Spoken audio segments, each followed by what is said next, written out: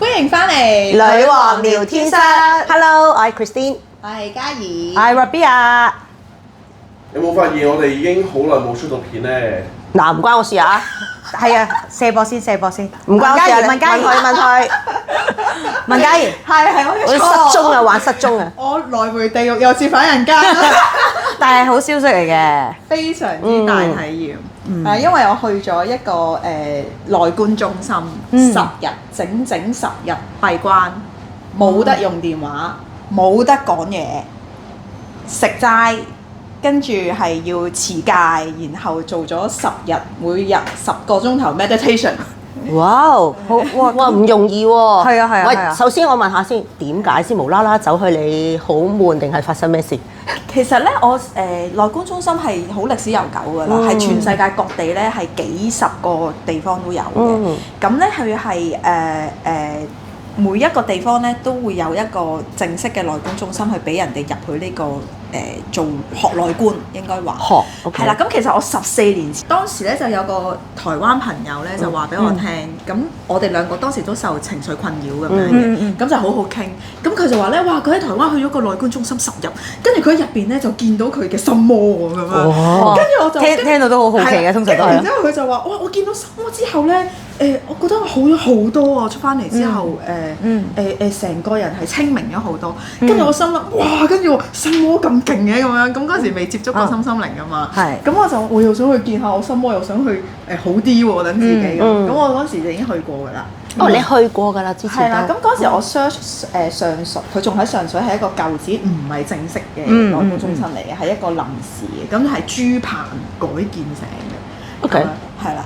豬棚，香港有豬棚，有以水前啊嘛，好舊啊，真係。係啦，咁但係當時咧，我覺得礙於我太細個啦，咁亦都冇人生經驗，亦都未有咁嘅智慧，咁當時我係冇乜得着得走嘅。咁但係今次咧就係即係已經咁上下年紀啦，咁都係18對啦，咁係啦，跟住又開始好想靜落嚟啊！因為我覺得最大嘅問題就係我最近人生有好多變化啦。咁但係我發覺我好想靜落嚟嘅時候咧，我都會不由自主俾個電話 distract 咗。即係譬如我唔知你有冇試過咧，明明有人 WhatsApp 你，跟住叮咗下你睇完，但係結果你又走咗去睇 Facebook，跟住 check email，跟住然之後半個鐘就過咗啦。唔好講好多廣告電話都多啦。應該咁講，其實呢個世代都好多時係咁嘅。係啊。咁所以咧，呢個內觀中心咧，佢有一條規矩，就係你入到去，佢會沒收你電話同銀包。銀包都冇錯。OK，你係即係冇小賣部㗎咯，肯定係冇小食。你係冇得偷雞嘅，咁同埋係冇得講嘢，即係呢10日你要保持靜默係佢嘅規矩嚟嘅。係啦，咁所以10日都唔講得嘢。問嘢都唔得。可以問老師嘅，同埋譬如你真係有啲生活上嘅嘢，你可以問嗰度嘅法工嘅，即係義工。就唔可以傾偈，即係互相。係啦，連做手語都唔得喎！你唔好諗住我識你，跟住我哋做手語嘅咁樣都唔得。OK。係啦，咁樣。咁所以我就好想俾個機會自己真係去靜落嚟，離開個電話咁，我要係咁樣嘅原意去連結翻自己咁樣，俾自己沉澱下。我覺得城市人喺放低個電話呢一個已經係一個好大嘅動力，先至令到你可以去到呢一個位。我覺得係亦都係呢個係 barrier。係，亦都係好多人聽到呢一個規矩而唔去嘅，其實係啊更加多係。所以我覺得喺啲淨係聽點解要入去嘅時候咧，我已經聽到有一個位就係，首先你一定係有一個好 ready 嘅心態，你好有動力去做呢件事情。好大決心㗎咁樣。都係啊，冇電話用10日喎。係啊。你10個鐘都難啦，對於而家嘅世代嘅人。咁啊，我之前咧都睇到咧 IG 好多人去分享啦，關於內觀其實係咩啦，或者內觀中心其實係咩啦。咁即係喺你嘅體驗裏面感受完一次，你又覺得內觀係啲咩嚟？嗱首先我要講啦，去內觀咧係唔需要收錢嘅，所以咧我哋唔係賣緊廣告，係真係純粹分享我今次嘅體驗。咁同埋咧，佢係唔收錢之餘咧，佢所有個營運啊，成個中心同埋佢提供埋食俾我哋㗎嘛，佢都係靠捐贈嘅，同埋咧佢嘅捐贈者咧係要去過參加呢個內觀有得益嘅學員，佢先可以捐錢嘅。所以佢完全係一個非牟利嘅機構啦，即係可以咁講。可唔可以叫機構團體？即係總之佢係教傳授內觀中心啦咁樣。哦。咁點解我哋咁就係回應翻你呢個問題咧？就係其實內觀中心咧係源自於佛陀嘅法門嚟嘅，唔係佛學，唔係佛教應該話，因為佛教咧係佛陀死咗之後啲人創立嘅。係。但係佛陀當初去傳遞佢法嘅時候，佢唔係一個宗教嚟㗎嘛，佢純粹係幫人離苦得樂，跟住佢分享佢解脫之道㗎嘛。咁而內觀法咧就係當時佛陀成道用嘅法嚟㗎啦。佢點成道咧？佢唔係就咁噏完堆嘢就成道㗎嘛。咁所以我喺入邊學咩咧？咁開頭咧頭3日咧就係學觀息法，就係好似我哋而家講嘅觀呼吸。因為頭3日咧係要你去界定位，咁我哋入去咪持戒嘅，又唔可以講嘢，又唔可以睇電話，又唔可以殺生，要食齋，跟住唔可以淫邪，唔可以妄語咁樣噶嘛。等陣先，咩叫持戒？咁持戒咧就係佛陀咧當時咧佢咪有啲比丘尼嘅，咁佢哋就要守5戒嘅。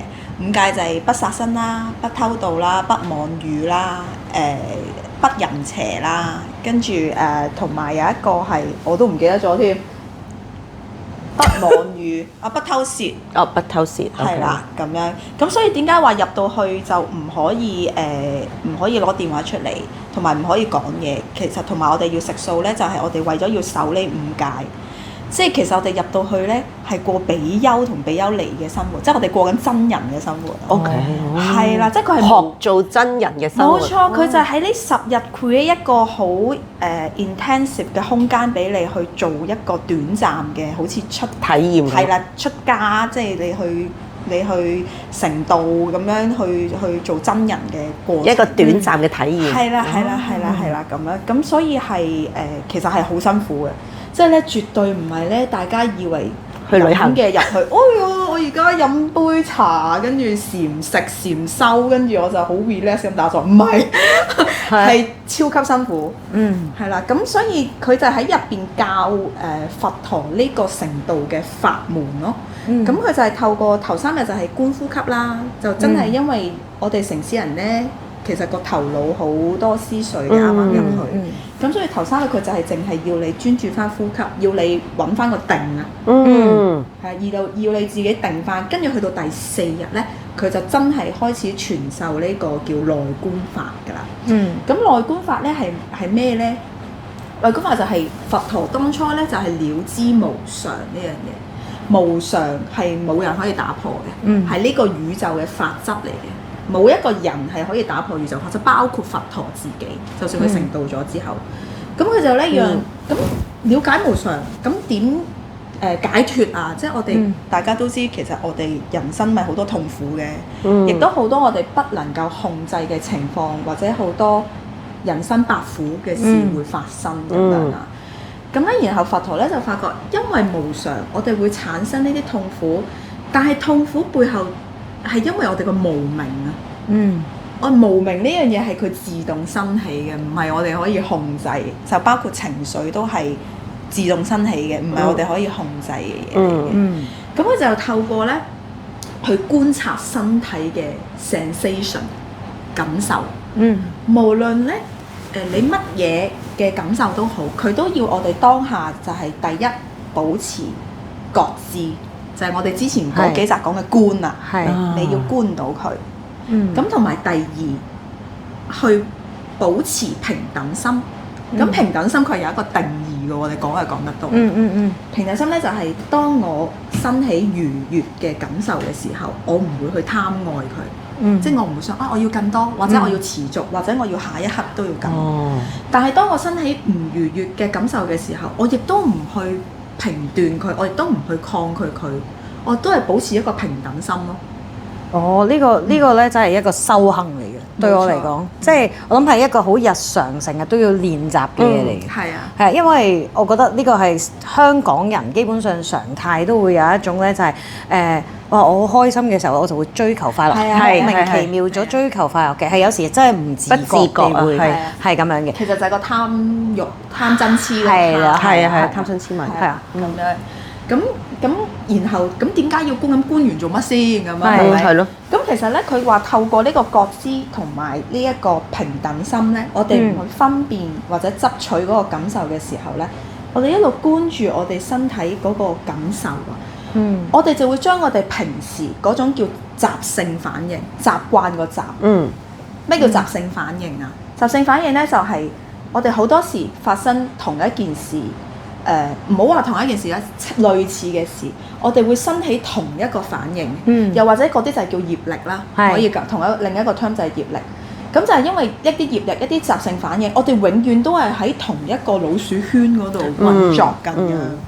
可唔可以咁樣形容咧？就係我哋咧平時咧，我諗喺我哋成日去上一啲身心靈課裏面咧，成日都會話你個課題會循環咁樣 loop 㗎，循環係咁嚟講極咧，其實咧周邊嘅人都未必真正去 get 到呢一個點解個課題會係咁 loop 呢一個位，係啦，咁就係啱啱你講，咁我就會好清晰地有一個表達到就係原來係因為我哋嘅一啲嘅反應啦，我哋原來有類似嘅事情，我哋就會有呢一個反應或者做呢一啲嘢，諗呢啲嘢，就係好啱嘅。就係點解我哋啲課題重複，但係其實我好想改，我又改唔到。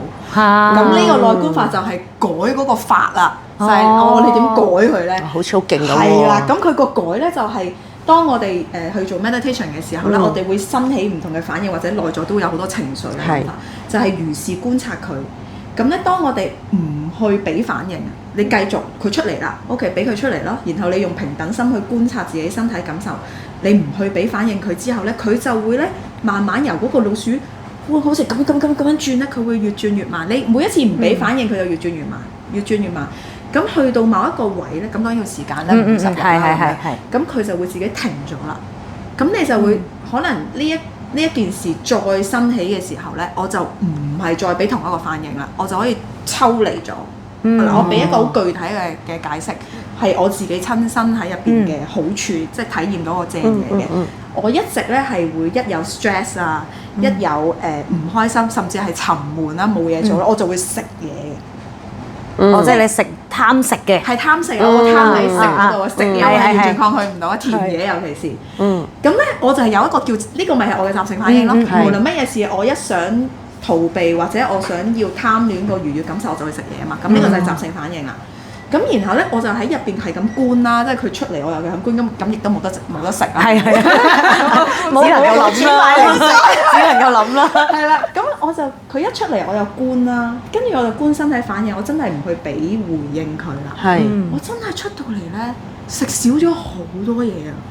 跟住甚至係我又有壓力啊，我又有唔開心啊，或者又有 craving for 嗰個甜嘢嘅時候咧，我都有食嘅，我都有生氣，但係我真係制止到喎。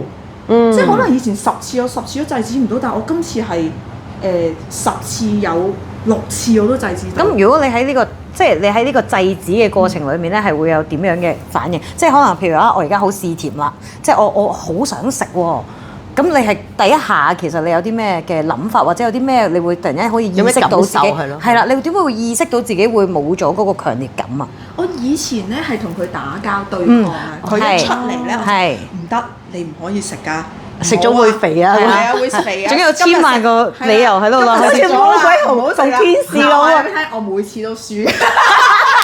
即係你有兩個對話喎，有個 noise 喎。係啊，天使同魔鬼係常態係咪？嗱，因為我對食嘅自制力係近乎零㗎啦，基本上都唔使諗住我係自制到，或者係有時自制到2日，跟住都暴食咁樣。係，呢個係我課題嚟嘅食嘅。咁啲人唔覺嘅，因為覺得我唔肥啊嘛咁樣。咁但係我自己心底裏係我根本就抵抗唔到。咁但係今次咧，我出翻嚟咧，我觀到我又想食，但係其實我身體係唔餓嘅。跟住我就係自然地就係唔食咯，唔買咯。咁就變咗一個即係好自然發生咯，就會變咗一種唔係再要變咗慣性啦，唔食啦，你嘅慣性改變咗。冇錯，我真係覺得今次係好神奇，好值得喎，超級值得，同埋我入邊都有好多神奇的體驗嘅。係啦，喺呢個入邊冥想狀態入邊。喂，咁其實咧入邊做啲咩？係咪好似睇電視咁樣掃地啊？啲真人喺度咧，喂，咁你哋嗰啲高手咧掃地，慢慢日掃咁樣修練翻嚟噶嘛，即係掃足10日㗎嘛。嗱，我諗因為你嗰啲係佢哋真係長期變即係 commit 咗係做真人，佢哋就有掃地呢 part。但係因為我哋係一個10日，或者短期版，係啦，咁所以我哋就唔使掃地 OK 有人照顧翻我哋嘅，即係我哋係已經係俾晒三餐我哋食，有人煮埋俾我哋。咁嗰啲就係叫法工，即係義工咁樣。我哋就真係身為第一次去新生或者係點樣咧，我哋都係好專注喺我哋個學法嗰度咯，可以。即係裏邊自己係啦，咁其實係超級刻苦嘅，入邊係我哋每日係4點鐘就起身，跟住4點半你要去到法堂，跟住就打第一輪打坐就係打到4點半至6點半，跟住咧就食早餐啦，跟住早餐加休息就去到8點，跟住8點咧就又係打坐打到11點，咁咧中間可能每1個鐘或者個半鐘或者2個鐘，佢會有一個5分鐘嘅 break 嘅。咁又唔係4個鐘連續嘅，係啦。咁然後食完 lunch，跟住你又要洗衫，又要洗頭，又要沖涼嗰啲，佢全部嘢都係俾你休息時間做嘅啫。即係你唔好以為好多時間休息咧，個半鐘咁樣。係啦，跟住就11點鐘又打到去5點鐘，跟住然後冇 dinner 嘅，個 dinner 係水果嗰啲嘅啫。如果係舊生嘅話，直情連水果都唔食得，過午不食嘅。我過5點就不食啦。唔係啊，如果係新生咧，5點都仲有水果食。但係如果係舊生咧，12點之後你就唔食得嘢。即係晏晝12點就唔食得嘢。係啦。咁所以係好嚴嘅戒律咁樣咯。有啲似我去辟谷營喎。過午不食咧係唔係5點？係中時過午12點嗰個。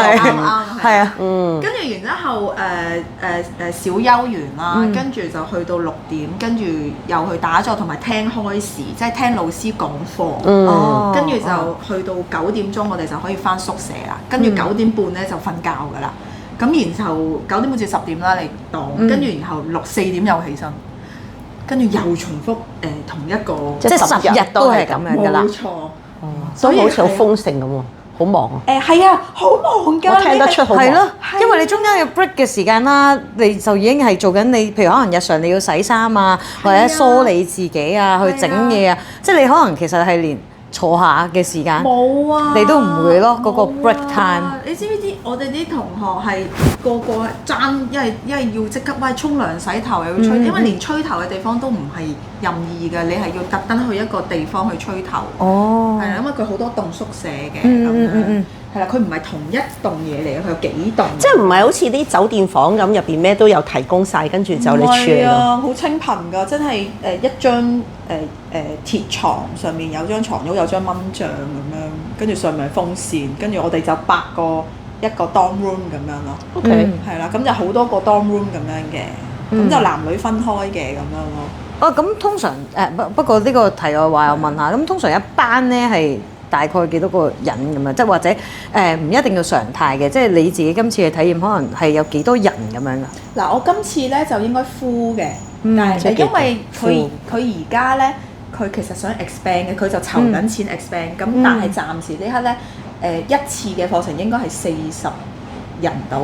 咁我今次呢邊女仔係 full 晒嘅40人，跟住男仔嗰邊就我見到都有20-30人，咁你再加埋法工咧，法工有10幾人，加埋老師都差唔多成百，過百人㗎，即係一齊上堂都有過百人。係啦，咁其實佢嚟緊話擴建第3期，都係佢籌到錢之後咧，咁就可以可能再多啲人咁樣。同埋可以整獨立嘅 dorm room 啊！佢嘅意思係整個人間。明，係啦，就唔係好似你而家大概8個人一間房去 share 一個。明。係啦，咁樣咯。咁但係其實好頭先你都講咁一個 chapter 啦，我哋或者一次係可能係10日啦。咁譬如可能我哋啲外行人可唔可以？我哋啲外行人啦，我未試過啦，即係冇啲咩短期啊，係咯，即係10日我未必一定。同埋香港人要到我哋咁樣抽10日嘅假期都唔容易啊！係啊！佢其實係有短期，有1日啊，有3日啊嗰啲班嘅，但係咧佢係要你係參加過10日呢一個營，你先至可以參加短期課程嘅。嚇，點解咁得意嘅？係啊，唔係通常短先就慢慢加長嘅咩？唔係啊，佢係調翻轉㗎。係咯，係因為咧佢。點講咧？因為我咪話呢個法係法徒留落嚟嘅法嘅，而當初可以成傳呢個法嘅人咧，係為咗保持佢嘅純正度。佛陀講乜同要守乜就係咁。咁所以當初佛陀要要求嘅嘢就係咁樣咯，即係可能就係10日咁樣，我就唔知啦嚇，我猜測，但係總之因為咧亦都係同咁樣講，其實1日3日你根本係體驗唔到呢個課程嘅精髓嘅，係真係10日，我喺入邊係每一日都有唔同嘅體驗經歷去領悟咗一啲嘢，跟住循序漸進，先至去到第10日。咁但係完咗10日都只係叫一個叫 beginning，basic 咁。係啊，即係佢都有之後叫我哋要持續去修，每日早晚都要打坐，跟住每一年都要參加1次10日嘅課程，咁去聆聽。咁我亦都覺得佢講得好啱，因為我出翻嚟之後咧，我有好多體驗啊，入邊一陣可以分享啦。咁我係真係好定靜嘅。咁但係咧，只要我有一日我冇打到坐咧，唔好話早晚啦，即係總之有1個鐘啦，我嗰日係即刻俾呢個世界拉翻嗰啲五感啊、享樂啊，嗰啲完全係拉翻走，所以係必須要每日去持續咁樣。咁呢個即係其實咧，我鼓起勇氣行入去，首先我要先決定咗我自己要鼓起勇氣10日先，係啦，要經歷咗呢個10日嘅過程。咁假如你啲10日裡面咧，其實有啲咩最深刻令到你哇呢個內觀嘅體驗係最大嘅嘢嚟？哇！犀利咯，簡直係過山車咁樣。咁其實頭嗰1至4日啦嚟到，其實大家都係覺得好辛苦，即係因為適應期啦，即係一來喺出邊世界，跟住你突然間咁冇晒電話嘅定靜，跟住又好辛苦咁坐啦，又唔俾講嘢，係又唔俾講嘢啦，跟住基本上都係大家係用意志力去支持㗎啦。係。咁但係當入咗狀態之後咧，哇！我後邊就會有好多喺冥想狀態出現嘅嘢啦。跟住就包括有一次係我見到個 ego 喺前面。佢出咗嚟喺我前面，企喺我前面，成個你㗎嘛？係唔係佢係唔係人樣嘅喎？黑色一團嘢嘅。跟住咧，佢就插晒刀、插晒劍喺佢身體入邊嘅啦。跟住我就哇！我一開頭見到其實係有啲抗拒，因為我一路都係好抗拒 ego。我唔知大家修靈性有冇呢一個部分啦，就係我哋好唔中意自己嘅 ego，即係覺得 ego 係唔好嘢嘛，成日都會講。係啦，跟住我就嗰陣就見到佢咁樣啦。跟住，但係我又知佢係我喎咁樣。跟住係雖然我抗拒，但係我就同佢對峙嘅時候咧，跟住我突然間好心酸啊！一陣個內心突然間就係我感受到佢入邊其實係好脆弱，佢好驚啊！跟住其實係因為佢好驚，覺得好唔安全，佢先至要捉起呢啲咁樣嘅防護網、咁樣嘅攻擊去應對呢個世界，去保護佢自己。咁嗰刻我就同佢和解咯，因為你平等心啊嘛，之前講，所以你要同佢和解。平等心對待依個話真係好好，有聽書。有啊。跟住我就嗰刻就同佢和解咗咁樣咯，係我真係接受咗地流眼淚，即係我覺得係有種同自己嘅陰暗面和解，真係接納自己有呢個部分，即係接納自己嘅軟弱，接納自己做得唔好嘅地方。係啦，咁就係因為呢份接納，所以先至可以同佢和解咁。係啦，咁然之後仲有啲乜嘢令你好大體驗？係啊，跟住亦都有一日就係我見到我同我個 ex 個前世。呢個應該呢個係好多觀眾想睇好知嘅嘢係咪啊？聽我哋講同前世。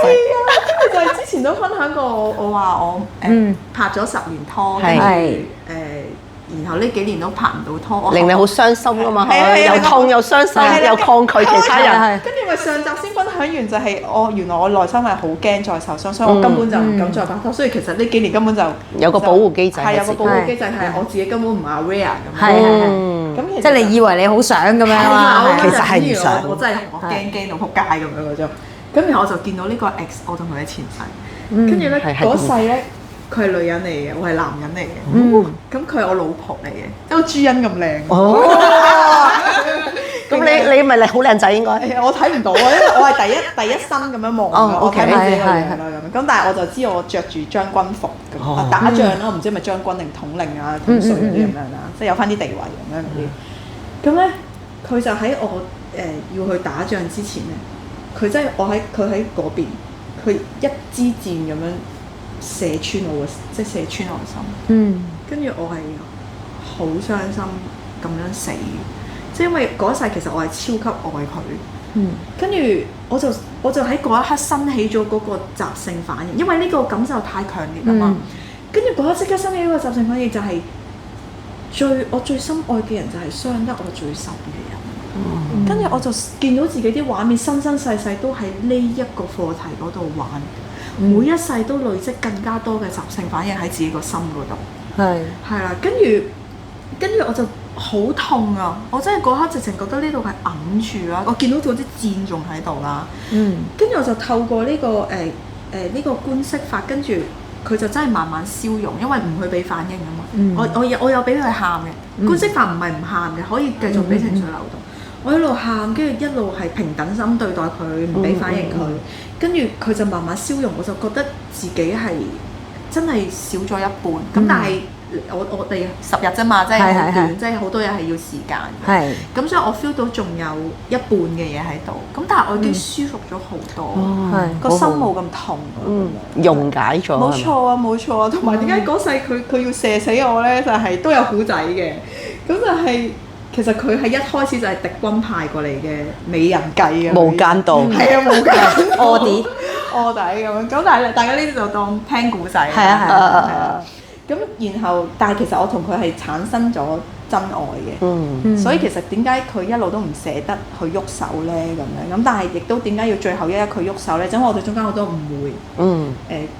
佢覺得我背叛佢，係啦，跟住所以佢就最後都狠下女人嘅妒忌心，係啦，狠下呢個心去做咗呢樣嘢。但係其實我去感受佢嘅時候，佢係痛到黐線，其實佢都好難過，佢都好傷心咁樣。一個好凄美嘅愛情故事。係啊。咩梁山伯與祝英啊？唔係嗰樣嘢啊！嗱，你真係唔好呢個我最中意嘅愛情故事嚟㗎。唔好意思，係我呢個係自作自受嘅。係啦，咁呢個又係好深刻嘅經歷啦。咁起碼我消融咗好大部分對愛情呢個課題嘅感痛先啦。跟住然後有一日都係好觸動我嘅，就係我聽到神嘅聲音。你有宗教信仰嗎？嗱，呢個就係神奇嘅位啦。咁我講翻之前少少嘢，就係其實一力入心靈咧，就係當初就為咗療癒自己啦。因為人生有好多難受、痛苦嘅嘢啊嘛。咁咧好多時咧就係譬如係兩性關係啊，或者係原生家庭啊嘅內在小孩啊嘅傷嚟嘅。一開頭係，但係唔知點解每次嗰個療癒咧，即係好似剝洋葱咁㗎嘛。係。每一次咧去剝個洋葱底嘅時候，我都會喊住口講出：神拋棄我，我失去咗神，佢唔喺度。總之我就失去咗佢嘅連結咁。我唔知點解㗎，但係我冇宗教信仰㗎。咁奇妙。係啊，我冇返教會，我冇讀聖經㗎。但係我唔知點解每次我就會講，我就係神拋棄我咁樣啦。係啦，咁而喺今次咧，亦都係佢無啦啦就係出現把聲，因為我喺度啊，你揾我啊咁樣。男人聲嚟嘅。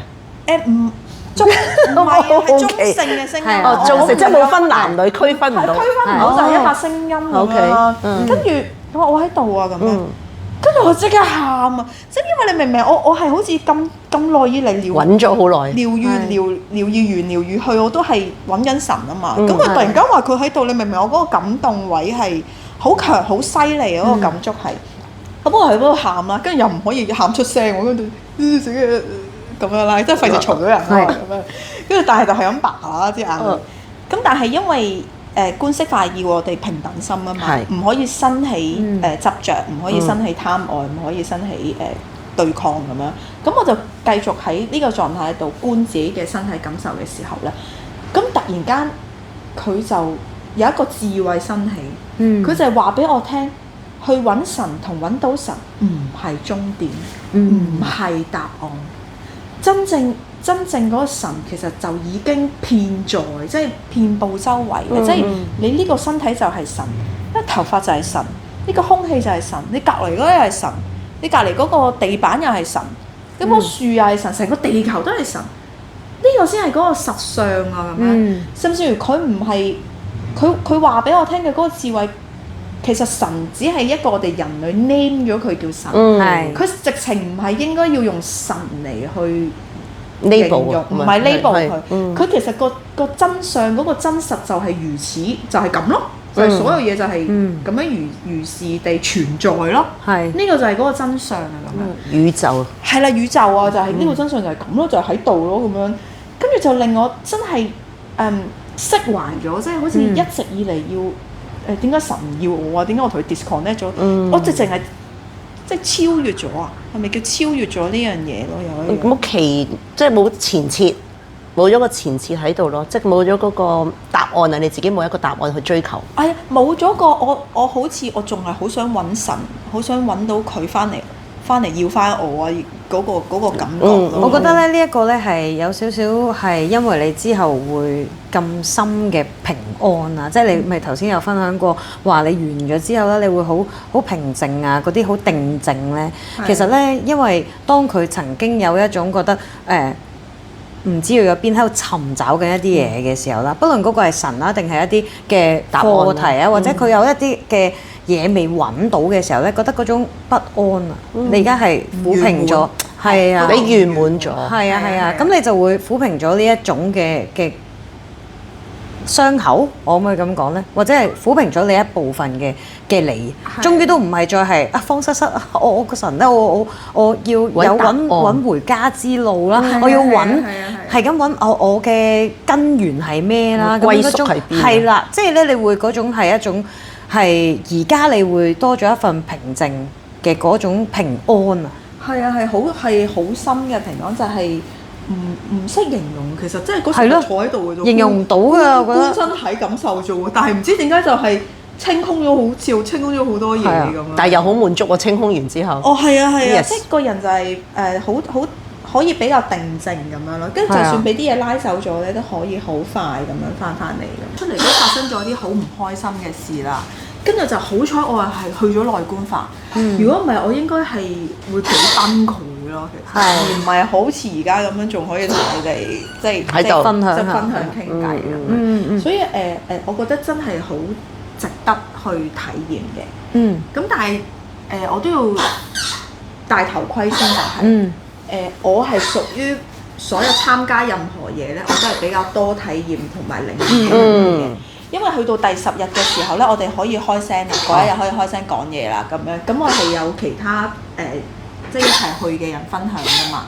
咁其實有好多人都係冇體驗嘅。係。亦有人冇睇到任何嘢冇食，但係咧佢都有覺得我好似少咗啲煩惱喎，我好似疏通咗啲嘢喎。咁亦都有人好似我咁見到好多嘢嘅，我聽到又見到外星人添咁樣，係啦。咁亦都有人咧係覺得完全冇用。淨係好想快啲翻出去，咁所以係真係睇自己嗰個出發點，你嗰個心，你同埋機緣，我覺得姻緣啦，要緣分啦，我覺得都係。係啦，無常 timing 咯，真係都係。我隔離床嗰個女仔係，佢話佢又係10幾年前去嘅時候，又係同我一樣喺上水嗰陣時，但係佢唔係同我一齊。係。佢話佢當時坐得好好，佢直情覺得哇，每一日都有股能量嚟洗刷佢全身咁樣啦。係。咁但係結果佢今次嚟係日日都好頭痛，日日都好唔舒服，日日都覺得好辛苦，完全冇體驗。唔係，我諗呢個咧就係我哋有冇帶住目的去做呢件事？我哋本身嗰個因為咧可能啦，過往好似啱啱頭先咁樣嘅可能你一個同修啦，佢會有一種我之前已經係一個好係狀態，或者我哋佢好有得着咁樣去嘅時候，可能我覺得喺一個生活裏面，我又的起心肝又再去嘅時候咧，有種莫名其妙嘅一個想法或者期望喺裏面咧，就係覺得。可以好似上次咁，就好似你第8日跳去第9日咁樣啊！有期望就係會毀晒嗰刻個。冇錯啊！你頭先講嘅就係你第8日啊，哇，好正好正，跟住諗住第9日嚟到係啦，因為一有即係呢個係一個又起咗一個貪喺裏面，係啦，又會，所以我覺得帶住啲乜嘢嘅目的去呢件事咧，都重要。係啊，即係如果你係好 ready，你覺得你自己係不帶有任何嘅前設，或者即係我覺得今日你嘅分享所有嘅體驗啦。都係好個人嘅，即係咧，絕對係啦，即係唔係因為咩你靈性勁啲啊？我冇呢啲嘅，真係我覺得係你願意喺嗰個程度裡面有可能係接收幾多嘢啊，都係你一種有冇目的咁樣去嘅。係啊，同埋一來我覺得唔好有期待啦，同埋唔好追之前咁樣樣。同埋咧，我自己感受啊，其實你嗰一刻無論咩狀態，好定唔好咧，都係冇問題嘅，睇唔睇嘢都係冇問題嘅。因為佢入邊最緊要鍛鍊嘅就係覺知力同平等心嘛。其實就係你咩狀態，你都去鍛鍊覺知力同平等心，你就已經喺呢個法嗰度得益咗。所以我其實即係同呢個同修去講嘅時候，我覺得佢咁多日頭痛，其實佢就係想 get with 我個頭痛，好想追翻第一日嗰個體驗感受。其實我覺得反而佢就係真係要平等心放低。平等心去睇我而家真係好頭痛，平等心去睇我而家真係好唔愉悅咁樣呢一次，我真係亦都放低嗰啲前設。其實我覺得最後都係有得着嘅，但係真係睇每個人嗰刻佢個領悟同埋佢去到邊個位，願唔願意放手啊咁樣嗰樣嘢。即係講自己內在嗰種經歷啦，或者自己想要嘅體驗啦，即係同埋嗰個智慧嘅得到。導師嘅講解，究竟每個人聽都未必係一致㗎嘛。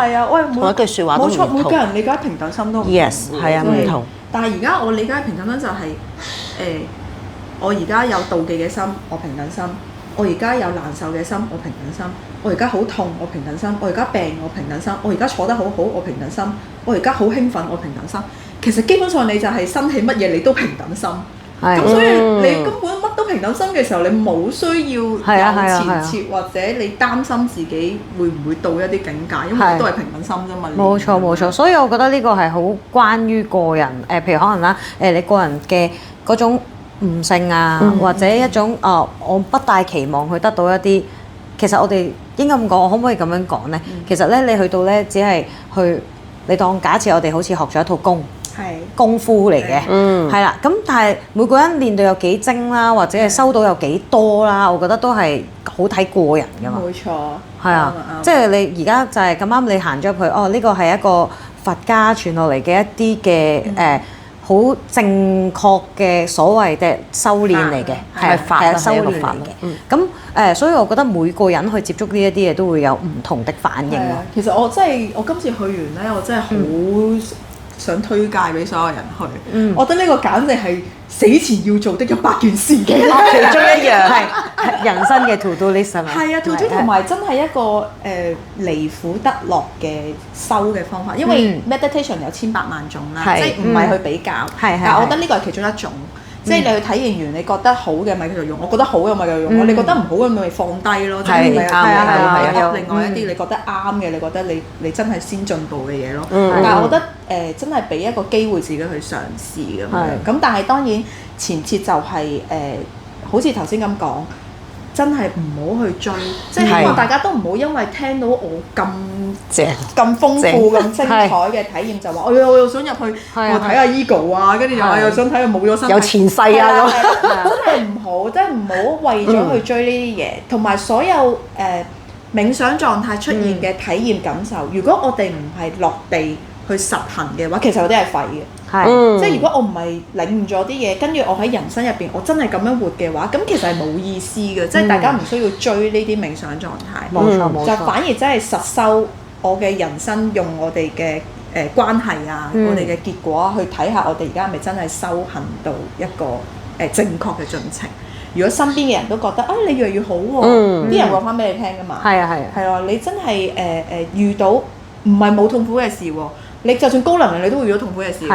嗰個修行就係我遇到痛苦嘅事，我都呢一刻，我用一個正念、正觀嘅心態去面對。咁呢個先係真修行，呢個先係我哋真正去追求嘅嘢咁樣。係啦，咁希望大家睇完呢啲片都會對內觀有興趣啦，跟住同埋有得著。認識多咗添咯，我真係未接觸過啊嘛。係啊，我都仲有一個位咧，好好奇嘅。